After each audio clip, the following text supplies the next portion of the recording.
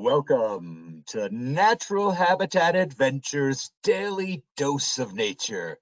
Today's topic, Fabled Forests, Grand India Through a Guide's Eye, presented by NatHab expedition leaders Arpita, Dutta, and Aditya, Panda. I'm your host, Rob Mess. Thank you so much for being here with us today. Take it away, Arpita.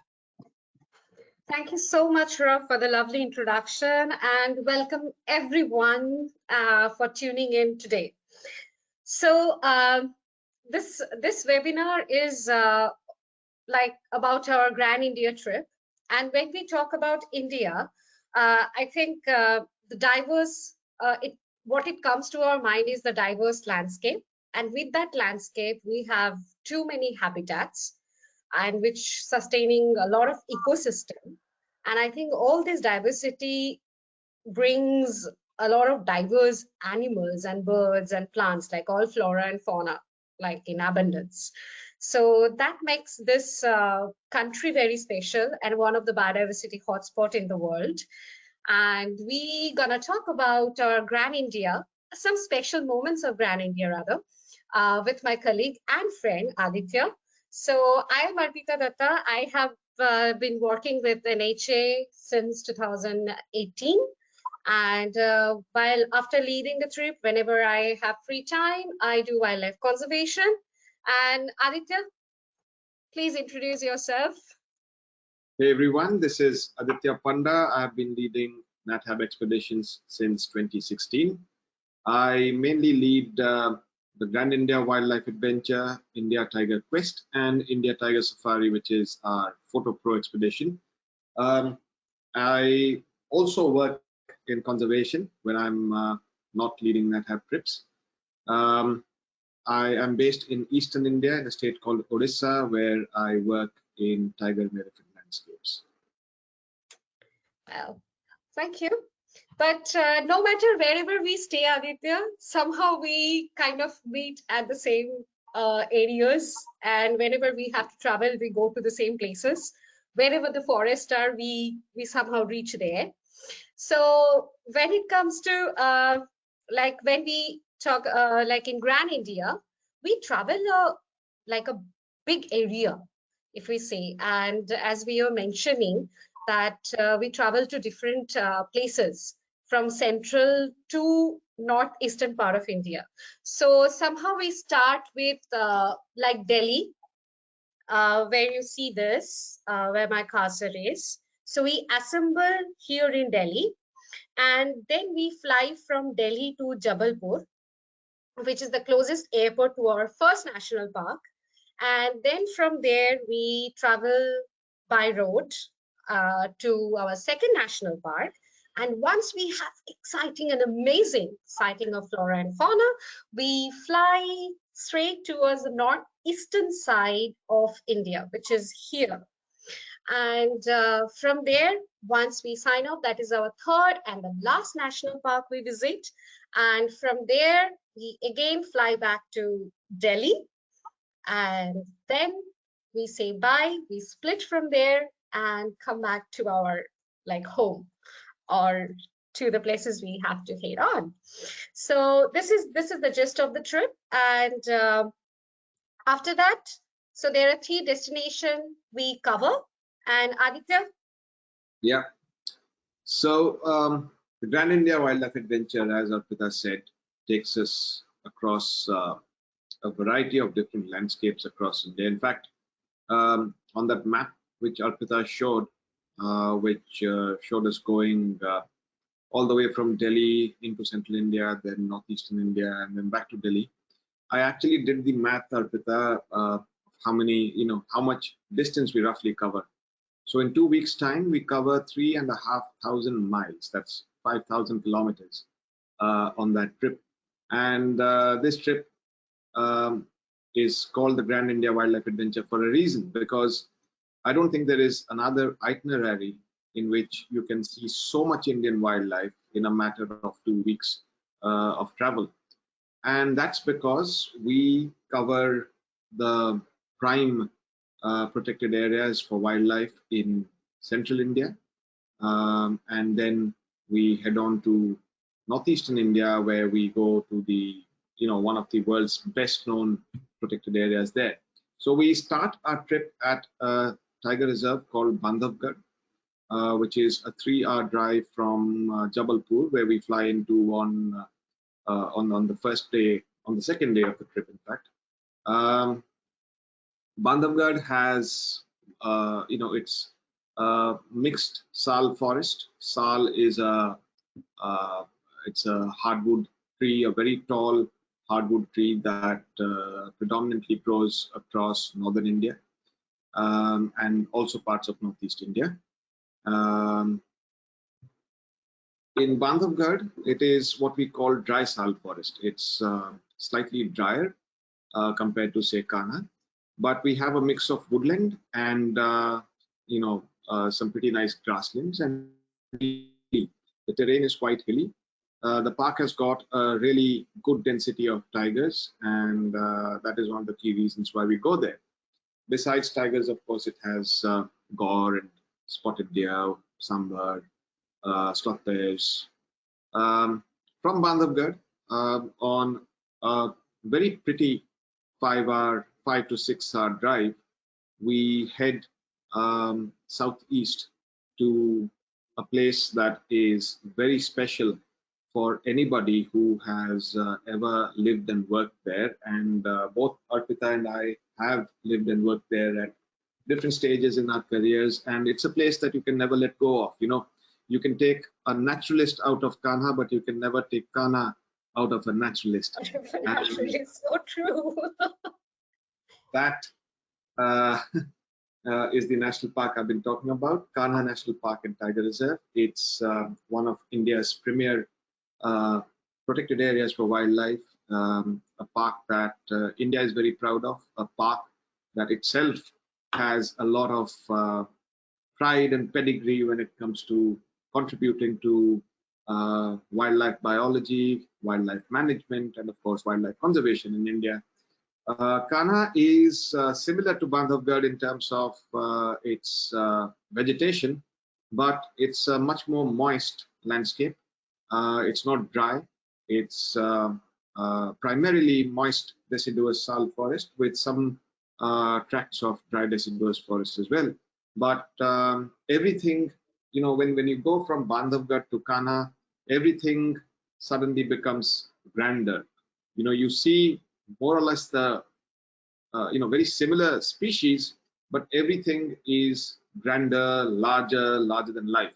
The grasslands, the meadows of Kanha are legendary. The massive grasslands that sustain the last population of hard ground swamp deer. The sal trees themselves grow to massive heights and girths. There's a lot of bamboo, and again, a fantastic place for tigers. Lots of other fauna as well. And then, once we have spent about a week in central India, we head on to a beautiful city where Arpita lives, called Calcutta. But we don't spend a lot of time there. We spend only a night, because the only reason we go there is to catch a connecting flight to the northeast, where we go into the floodplains of the Brahmaputra River, into a completely different landscape from where we have been so far. Once you get into the northeast of India and to the Brahmaputra floodplains, where the Kaziranga National Park and Tiger Reserve are, you are actually closer to Southeast Asia than you are to what is called mainland India. The state that Kaziranga is in and the region that Kaziranga is in are surrounded by, Bangladesh to the south, Myanmar to the east, Bhutan and Nepal to the north and west, and of course Tibet, or what is now China, to the north and northeast of that area. So in terms of biogeography, in terms of people's ethnicities, in terms of the landscape, the everything. It's much closer to Southeast Asia than it is to where we were just a night ago in Central India. So yeah, those are the key landscapes, the key regions that we visit. Let's start with the Central India highlands, or the Central Highlands are as they are called. A lot of us have heard, if we remember our geography right from school, of the continents before they split up. The Earth had one supercontinent called Pangaea, which later broke apart into two continents, one of which was called Gondwana land. Gondwana land had what today are India, Africa, South America, Australia, and Antarctica. And then as Gondwana land split up, these continents sort of over time floated to their present locations on the planet. And Gondwana land sort of found its way from the southern hemisphere across the equator into the northern hemisphere and crashed into Eurasia, giving rise to the Himalaya mountains. And the reason why Gondwana land is called Gondwana land is because in central India, where we travel, live a tribe known as the Gonds. And the Gonds are among the first people of India, and their historical kingdom was called Gondwana. That's why Gondwana land was named Gondwana land. But anyhow, the real Gondwana land in today's day and age, I always say, is the Central Indian tiger landscape, or the highlands of Central India. The highlands of Central India are an elevated plateau-like area consisting of two old mountain ranges, much older than the Himalaya, the Vindhya and the Satpura mountains. And because these are, they have the benefit of elevation, we have some really pleasant, really nice and cold winters there, which people in the tropics always crave for, because in the plains in the tropics, it's always hot and humid, and we always crave for cool and crisp mountain air, and the Central India highlands give us that. But the summers do get very hot. In places like Bandhavgarh, you can have temperatures close to 100, 115 Fahrenheit from April through June.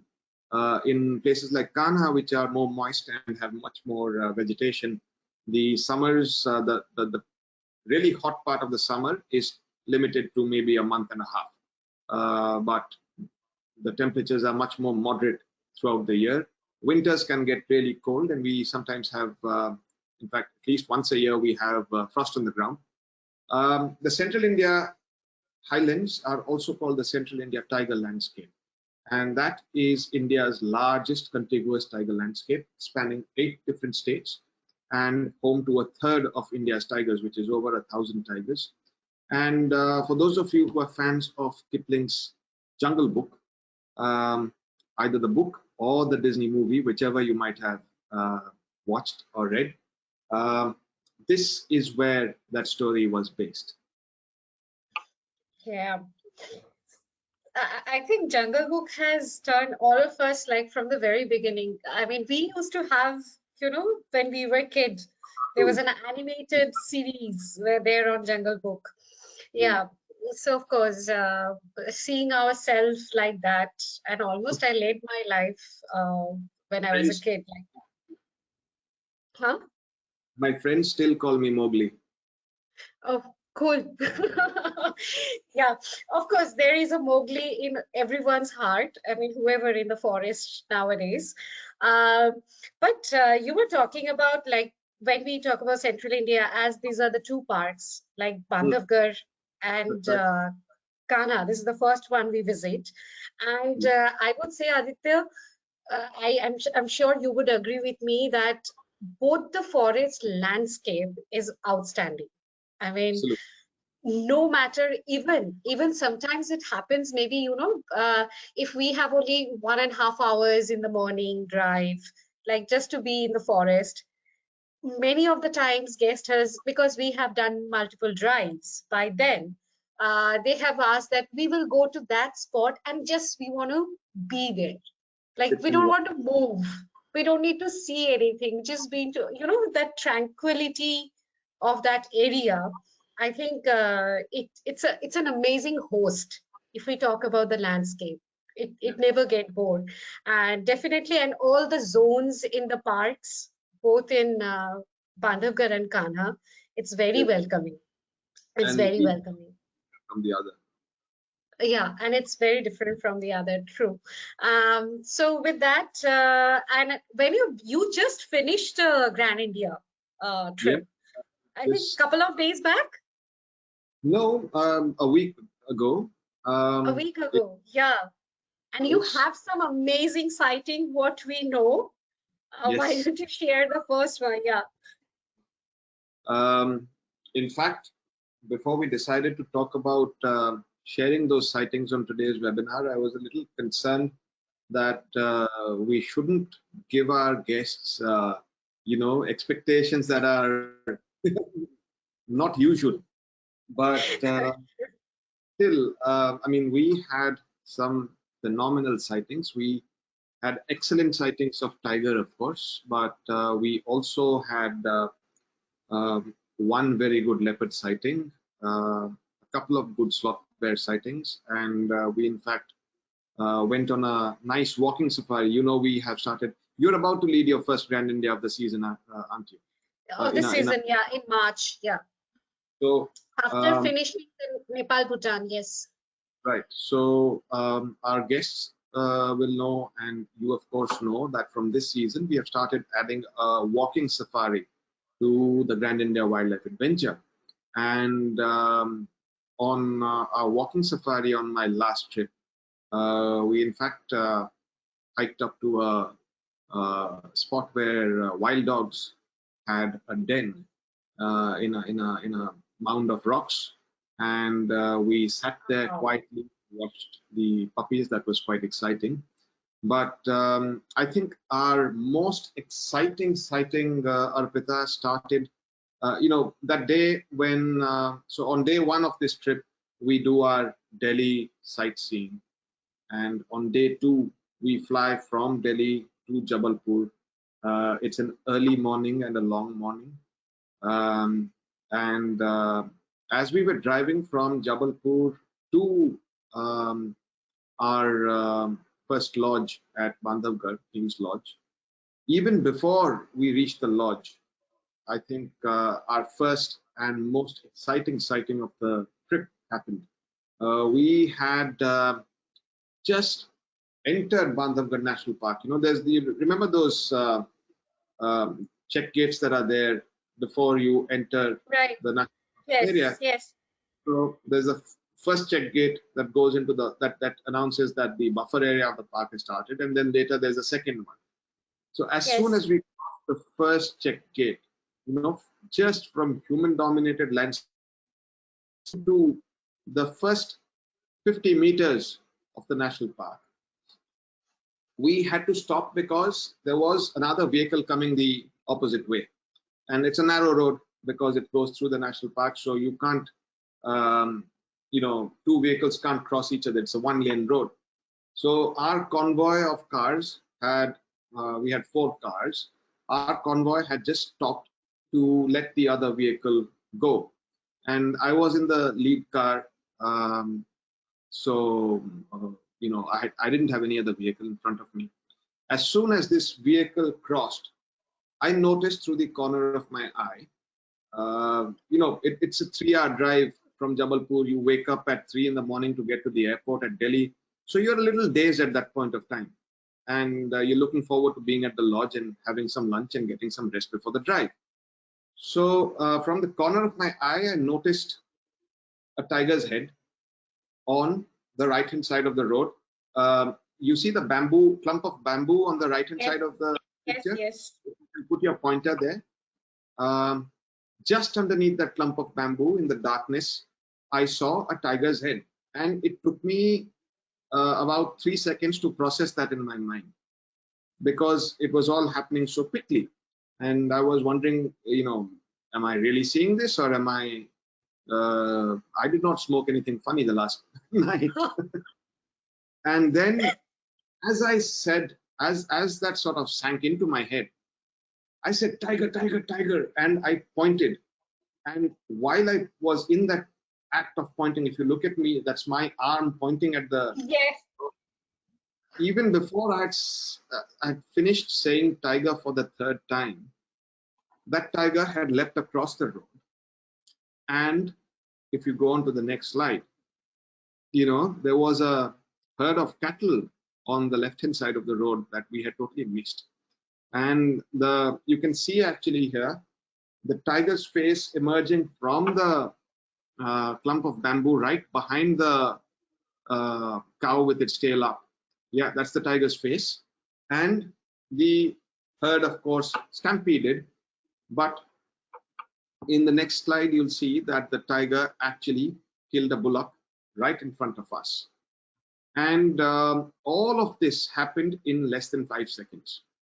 And, all credit to our guest, Kenneth Reek, who took these pictures. He was in the car with me, and he was so quick with his camera. He was, luckily he had his camera out with a wide lens, because he was also taking pictures of street scenes and everyday things. You don't always just shoot wildlife.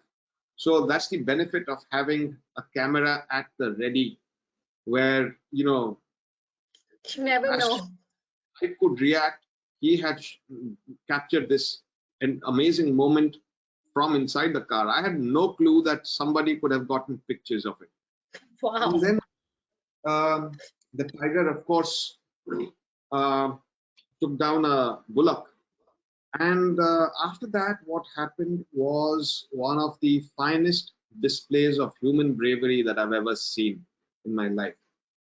As soon as the tiger was on the bullock, we heard a scream. And an old man, who presumably was the cowherd or the owner of the bullocks, he came running out of another bamboo clump with an axe in his hand, screaming at the tiger. And all of this was happening right outside my car window. So I had, firsthand, I was sitting on the front row. Yeah. And he came screaming at the tiger, and the tiger immediately dropped the bullock and sort of stepped back about 30 feet or so. And so our entire convoy of cars, 4 cars, one after the other, are parked on the roadside, and everybody by then has a front row view of the tiger by the roadside. Man standing 30 feet away. The bullock was unfortunately not quite dead yet, but was sure to die, because the tiger had gotten it by its throat and the neck had broken. You see how can you point at the tiger on the picture, please? So you see how the tiger has, no, next slide. Yeah, that. You see how the Next tiger, slide, this is the one, yeah. Yeah, this one. Can you see the tiger in this picture? Yes. Yeah, can you put your pointer on that? Yeah. Yeah. So you see the tiger has reared up on its hind legs and is using not just its jaws, but its own body weight to pull down the bullock, and the impact of that weight breaks the neck. So there was this entire scene unfolding. This old man standing looking at the cattle, the tiger sort of just standing and watching there 30 feet away, probably waiting for the man to go away, or probably just waiting to build its own courage to take back his kill. And because the man was maybe 20 feet outside my window, and he was standing with his back towards me. So I started talking to him, saying, why are you doing this? This is too dangerous. You can't do anything to save the cow anyway, the bullock anyway, and you should just let the tiger finish his kill, let him have his kill, let the bullock be put out of its misery, and you are going to get your compensation anyway. So, and this is just too dangerous. Step back. And then the man turned around and looked at me, and there were tears streaming down his eyes. And that's when I, felt really ashamed of what I'd just done. Because, on the one hand, you can rationalize human-wildlife conflict, and you think it's something really simple to explain to people that you will get money for livestock, and that you should therefore stop harassing wild animals or coming in the way of wild animals. But it's way more complicated than that, of course. So, the man might have raised the bullock since it was a calf. He might have a personal attachment to it. He might be the village cowherd, so he might be answerable to whoever owned that bullock. There were so many things going on in his head. And of course, he must be full of adrenaline at that point of time. I mean, imagine chasing a tiger, a large male tiger, off of its kill. That will flood your system with adrenaline and, overwhelm you. But anyhow, later the park rangers arrived, and the tiger, by then a crowd had also gathered. So the park rangers arrived, the crowd was dispersed, the man was moved away from the site, and the tiger came back and took his kill. But that was some sighting. And then, of course, we drove down to the camp, and we had many more tiger sightings through the course of the trip in central India, in both Bandhavgarh and Kana. But that sighting is something that I'll remember for the rest of my life. While hearing it, because it's good that we haven't discussed about our sighting while making the presentation. It's good because it is even for exciting for me that, okay, what is happening? Because we know that you got the sighting, but we didn't know the rest of the story. And I can, while you were saying, I was visualizing that exactly how it can happen. And definitely when tiger go for its kill, the kind of power it shows, it's amazing to witness that in front. That is absolutely amazing. Yeah, that tiger must have been sitting there under that bamboo clump that we showed on the first slide for quite a long time. He must have had his eyes on the cattle for a long time, waiting for them to come closer to the road, and looking for a window on the road as well when there was no traffic. Right. And as soon as that car that was coming in the opposite direction passed, that tiger was just waiting. He knew the car was coming. He just waited, let the car cross, and he went straight for the kill.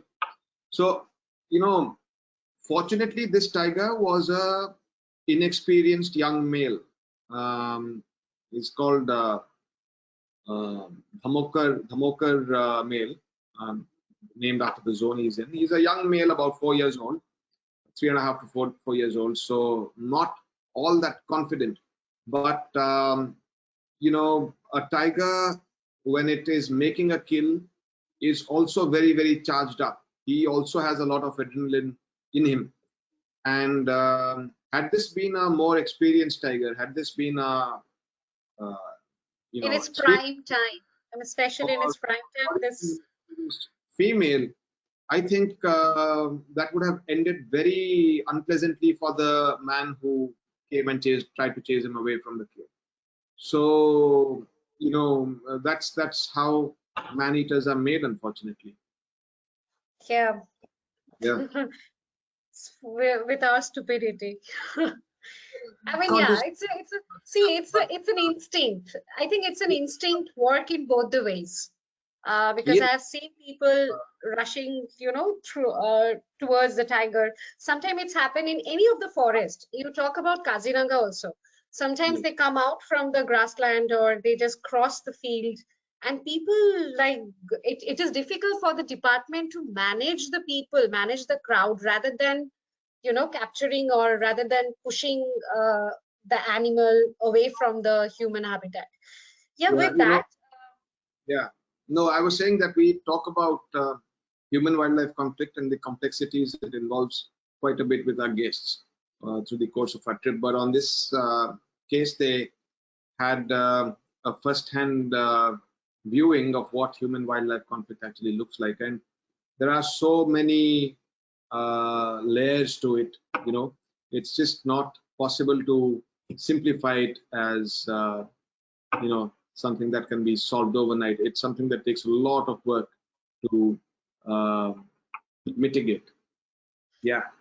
True. And I think we both can do one webinar on this man-animal conflict thing, because I think we both, I mean, in the conservation work, we have to go through a lot of this kind of thing, and how department mitigates with the things and how we coordinate. I think that would be nice if guests are interested to listen. But while you were talking about Bandhavgarh, I think after this story, I really don't have any story of Bandhavgarh to say. This is absolutely like the showstopper from Bandhavgarh. Um, but I would say, like as you said, that it is difficult to take out Kanha from a naturalist like heart. It's true. So in Kanha, and for me, uh, definitely, no matter whichever is the season, but whether it is summer, winter, spring, or monsoon, I think every forest has its own story to tell during the transformation of the season and stuff. But for me, Kanha is, I like Central India, or especially Central India, winter and the transition of that springtime, because of the colors, the dapple sunlight through the sal forest, because they are tall, almost a single trunk tree. So that makes it, I think it becomes gorgeous. And It of course, does. the new leaves, and during the springtime, the new leaves comes, Aditya. Imagine all the colors, the red, the kusum tree, which the new leaves is completely red, bright red in color, and then it Yeah. orange and yellow and everything. It's a mixture of colors. So yeah, of course, that's a very, and I always say Kanha is like my first crush. Whenever I land there, I start blushing, that, oh, I'm back. I can see you. It's something like that. So yeah, with that, let me tell you a story of the winter morning, which you say that you will remember. Something happened, which I'll remember. And so it's a early morning. And as you mentioned, that sometimes we see frost on the grass. And of course, because of the mystic morning, and even in near the water bodies, we see that water vapor, the floating vapors. It's a Spielberg movie kind of a, frame, how you see it. And that was, we were enjoying the beautiful sunrise, and that beautiful golden light was touching, those golden grass, because in Mm. winter, all the meadow turns yellow. So it was touching that, and we could see the beautiful droplets. It was amazing. I mean, we didn't need to speak anything. The nature was speaking by herself. And suddenly, in a meadow where, because winter is after the monsoon, so still there were a little bit of water which was logging into the meadow, in little bit of lower land of the meadows, and you can see all these spider webs were here. Do you see that? Yeah. So you can imagine how beautiful. And these are the Barasinga female were there. Okay. And while we were waiting and watching, just enjoying the silence of the forest, suddenly the Barasinga, one female, gave an alarm call, and it was loud. And early morning, it was echoing, and then back to back, 3, 4 females started giving the calls. And everyone looked at the deer, okay, and everyone's face was turned towards the left, okay. And we have been, and because of the mist, it was very difficult to spot that is there something is coming, but we could understand definitely that there is a predator, because their tail was up. They were like, and that call was, it seems like their vein will get ruptured. I mean, it was so loud, and you can see the face of the deer. They were frightened. And suddenly we saw a little movement in the grass. We could not even see what it was, but we were all silent, and we could see the movement in the grass. This photo is taken through the mobile phone. Okay, so you can see over here, you can make out that it's a tiger. You can see the stripes, and you see the head with, definitely it's easier because the ear has two eye, like the white marking. And it was Choti Mada, T31, I guess. So she was there, and she was talking, and slowly you can see her shoulder, going up and down, and it was just more like duck in between the grass, and the grass was moving. And you can see here, there were no, like, there was not even a single moment where they were not giving a distress call. It was continuous, and she was moving towards it still, because she knew that they have already sensed her, but she Yeah. was moving. Suddenly, behind her back, we saw a splash of water. Okay, and we could not see, because it was, we could only see the splash. And somehow then we stood up on the seat, and we found it was her cub who Mm. was following her, uh, for the kill. Because it was around 6 to 7 months old, so generally she takes, and it was a male cub, so she takes along with her, no, the cubs. And it was there. And somehow with the distress call and stuff, and the cub could not understand the gravity of the situation, so it was more in a playful mode, so it was splashing with its tail, even with its paw. And Choti Mother, she just looked, she just turned towards the cub like that what the hell are you doing this? And after that, the cub started splashing and moved back. But by then, they got alert. So she had to turn back, and she went with the cub. But she again came back. But then the deer were out from that area. But this whole thing, I think, and only two vehicles were there. Wow. So there were no crowd. Yeah, I mean, can you imagine this long sighting? All the calls were happening, and there were no vehicles. I mean, it was very surprising. Winter morning in Kana, and you get the privilege of having a sighting like this with a story. I think that was outstanding. And of course, definitely, I'll never forget that. Especially when I'm telling you and the viewers, trust me, I could still hear those alarms, those distress call, and I could see that, the movement of the tiger. The back of the tiger is going right above the grassland. It was so amazing. Yeah. Yeah. Nice, Uh, Nisha. Choti Mada has been one of my favorite tigers. I was especially fond of her. She had these very unusual dark, really dark eyes, which made her, gave her a kinder appearance than most tigers usually have. And Exactly. she of course is no more now. But her cub, her female cub, Sharmili, which means the shy one, and she really is a shy one, hardly ever seen by vehicles. We had a good sighting of her on my last trip. She also has a cub of her own now, one cub, and the two grown-up male cubs of MB3, they were in the Minkur area. Uh, just they're young, they don't really present any threat to her cubs, but she, being a mother, will not want males to come in. But the two males were just pursuing her out of curiosity, and she was chasing them away. So we had an entire morning of that. Wow. So that was a pretty good sighting. Anyhow, Wow. so that's it Yeah. from central India.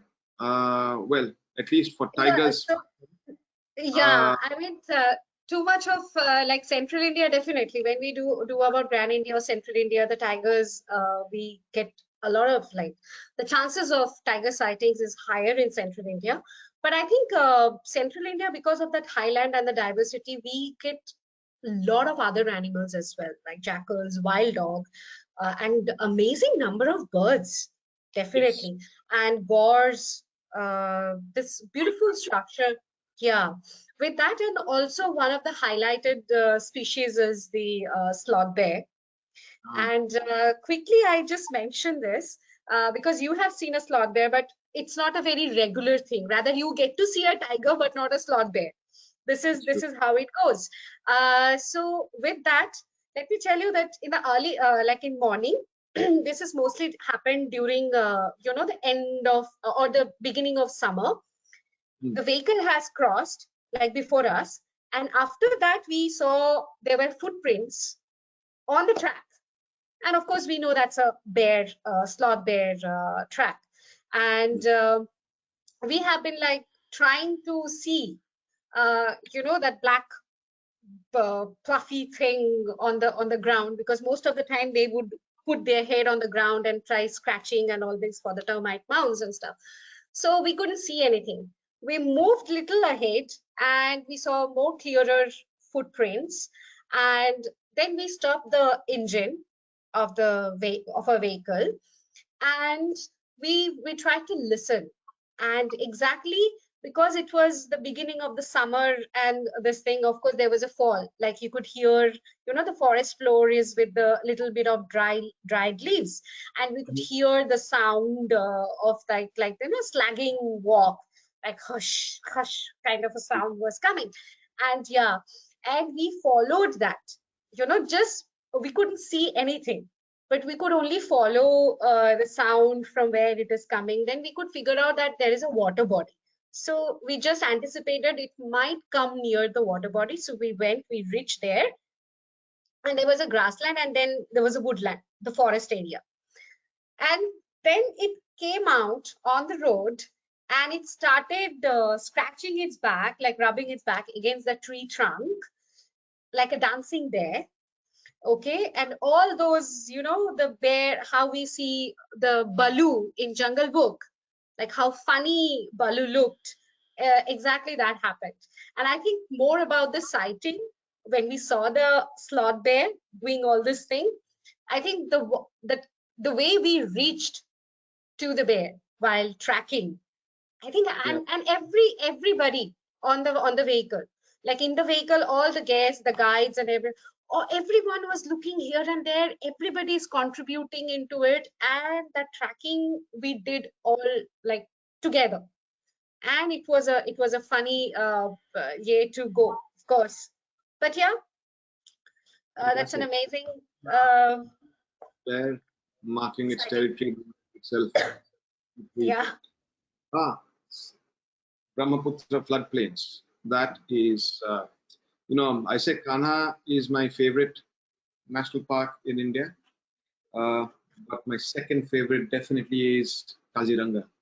And you know, uh, in the northeast of India, we have, of course, this massive river called the Brahmaputra, which originates in China or Tibet as the Tsangpo, and flows like a fast mountain stream for half its way before suddenly finding a pass into India and entering India as the Brahmaputra. And then, of course, it goes into Bangladesh, where it's the Padma, and out into the Bay of Bengal. Not very far. Um, so, in the Brahmaputra River in Lower Assam, the river is extremely broad.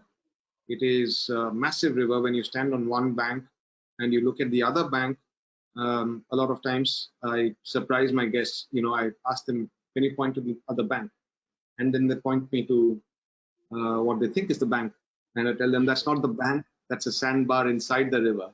And then I point out that you see the park over there, you see the Kaziranga National Park, that's the other bank.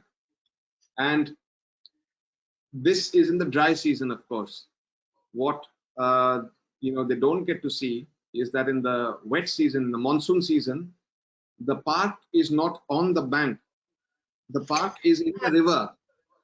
If there is no horizon, I know. Exactly. I mean, even on the boat, you don't see. There is no line.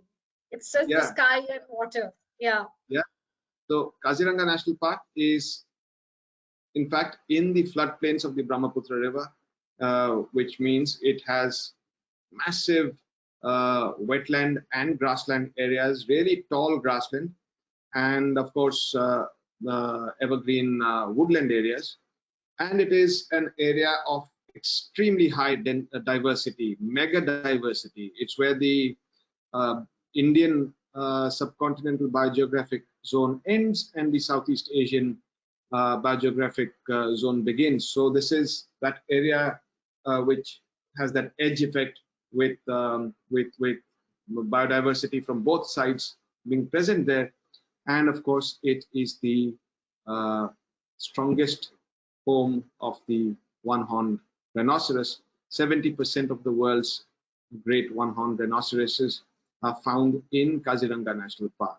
And Arpita, you of course have spent such a long time in Kaziranga, not just guiding, but also working in conservation, especially with all the work that you do with turtles.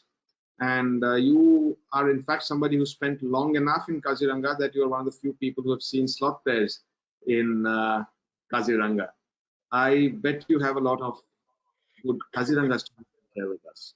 Yeah, I mean, if I start talking about Kaziranga, I think I can cover the entire month webinars. As you say, this is your second forest, like where you go after Kanha. But I always say that this is my home, actual home. I call Kaziranga, and as well as my first love, because no matter wherever you go, you will come back to your love, right? So Kaziranga is like that. So entire year, no matter wherever I travel, at least for few months I spend in Kaziranga. So yeah, Kaziranga has many stories, and as you mentioned that it is, I mean, of course, it's a highest density of greater one-horned rhino. So I could remember one. There are many, but I could remember one which brings this iconic animal of that park, and also another smaller fauna, which is the otter, the smooth-coated otter. And so this was the habitat looks like. I really don't have the exact picture of that time, but this was the habitat. If you see the water body here, the otters were somewhere like here. There was a family, and the rhino was there in the grassland. So, and the water, that was a feeding ground for the otter. So with the family, it was feeding. And you know how the otters communicate? Like they would be 3-4 behind the main one, the dominant one, or the primary one. It will go up and squiggling and calling them behind. All these things were happening. And otters are very playful and very cuddly. When they like hang around together, they cuddle a lot. So the rhino came, it stood for a while, then it came into the water body. As soon as the rhino entered, and there were a lot of water hyacinth there, and rhino keeps on munching almost throughout the day, if it feels like.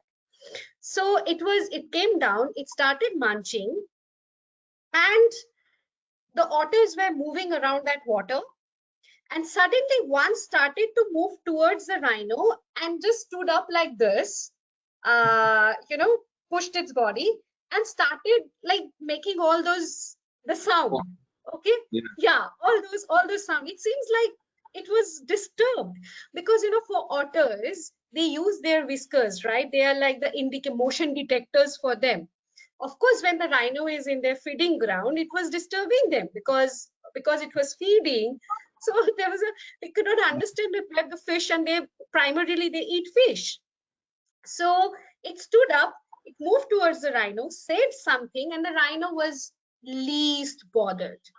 Like, okay, I can't even hear you. It was just moving its ear like this, and you can see that how annoyingly it was kept on munching and this. And then there were like two pups.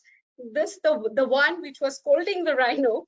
It took those whole family behind, and you know how you mentioned like there are like mud flats in between. They crossed the mud flat and they moved into that other water body which was there on the other side, and they started moving there. The pups started, basking on that part. They didn't go there. And but that thing, I think it was the communication, and that how they interact. It was funny. I wish I Fantastic. could understand the language. It was scolding that rhino. Imagine the size of the otter and the rhino. Okay, and it dared to come in front of the rhino and just stood like this and just saying all this thing. I think that was an amazing moment. For half an hour, all this, yeah, almost for 20 minutes to half an hour, all these things were going on. And the rhino munched and moved slowly more towards the water body, and that's how. And then we had to leave the place because of the time, how we have to leave from the park. Oh, this is how the otter looked like. Yeah, This amazing picture, Aditya. Thank you. you're welcome. And Yeah. time, I think we'll talk about that gibbon in a later story, and Yeah. move to the question and answers session now, so that we can answer. We have time to finish answering some of our guest questions before they Okay. have. So, Rob, over to you.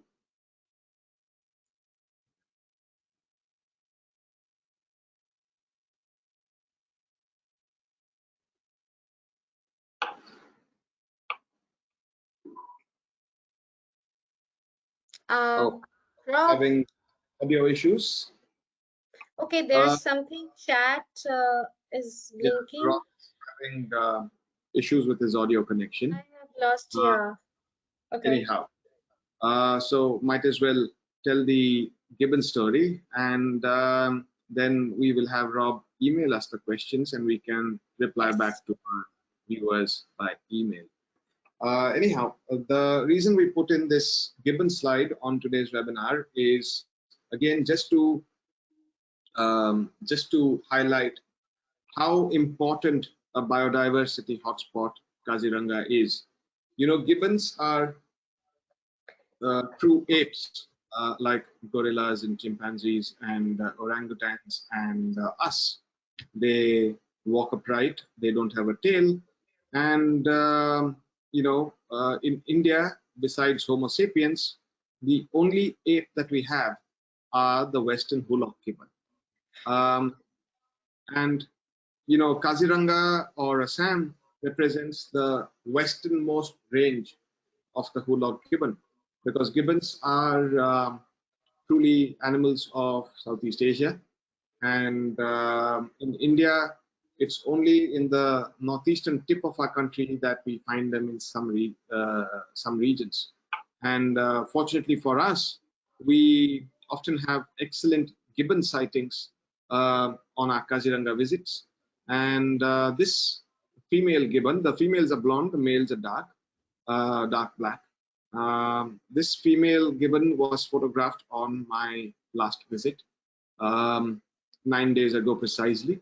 And she was there with an infant and, of course, her husband. I say husband because gibbons are monogamous, and they pair for life. So yeah, that was a fantastic sighting. And there are few sounds more pleasing than the call of the Hulok gibbon early in the morning, when they start well,